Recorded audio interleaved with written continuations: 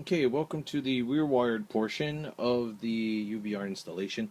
For those of you who already have a rear wire going from your AEG, or you're planning to do one, you probably have your wire already set in this slot underneath.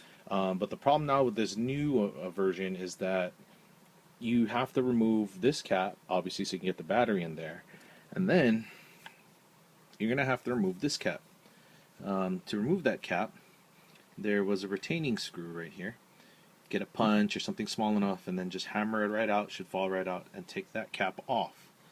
With that being said, once you got that off, you can go ahead and put this back on. Okay, now the problem with this is because we removed the retaining cap, there's no way to keep this in place anymore. Unfortunately, this time around, they also did not provide a bag of screws or anything.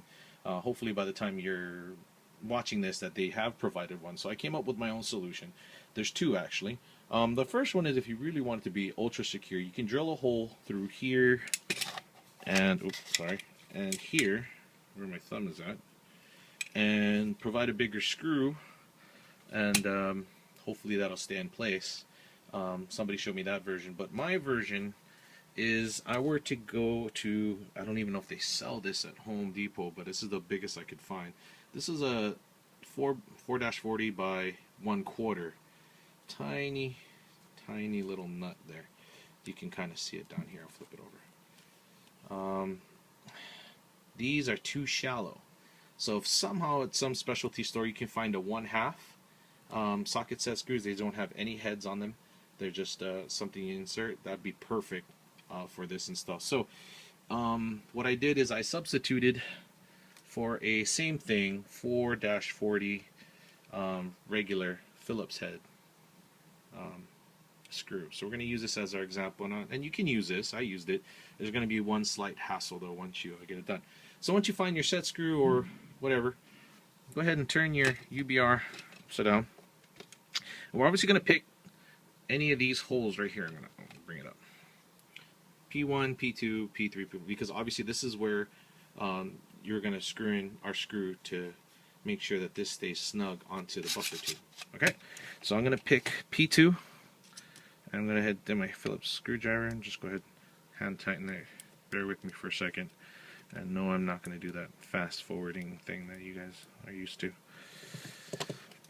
Alright, go. And then you're just going to screw it on nice and tight. I can already feel the UBR. Not too tight now. You just want it someplace. At least there's 4 holes. You have options, but all right. You see that? Catch it in the light there. So there it is. That head is in there. If you have the one without the head, it'll be nice and flush inside. But this is okay. It can stick out a little bit, and you still be able to put it on. Now you can see. I'm trying to.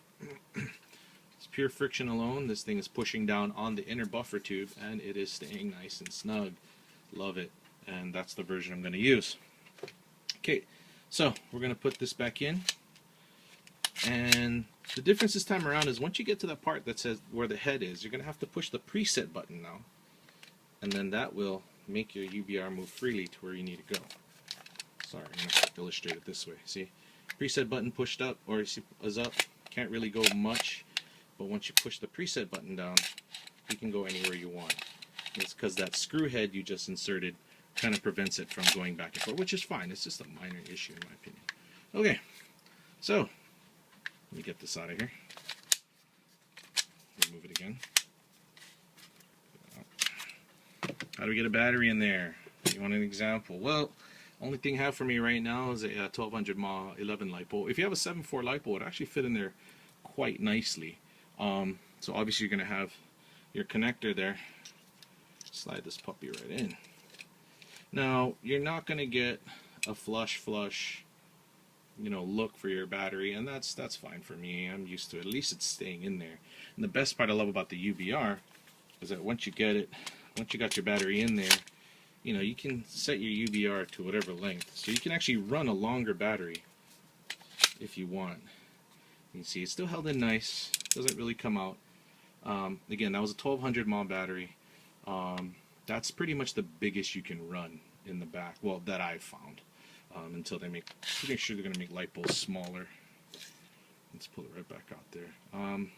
Definitely a clean look. And if that's what you're going to do with the rear wiring, there you go. That's about it. So again, you could use this screw for now temporarily, or if you can find the socket set screw without the head, you're good to go.